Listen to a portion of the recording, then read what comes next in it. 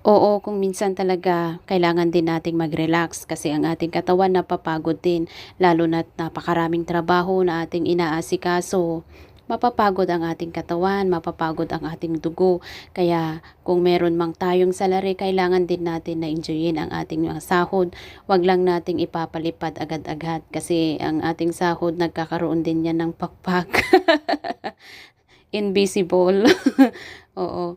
Kaya nga mga kaibigan, ang ating katawan ay templo ng ating Panginoon. Kailangan talaga na malusog tayo. Kailangan talaga na alagaan natin ang kanyang ibinigay. Para sa ganun, mabubuhay tayo na malakas. Mabubuhay tayo na healthy. O, di ba? Lalo na tayo nga ay OFW, hindi pwede na uuwi tayo na maging magkampanerang kuba. Life is good, 'di ba? Kaya proud na proud ako sa mga OFW.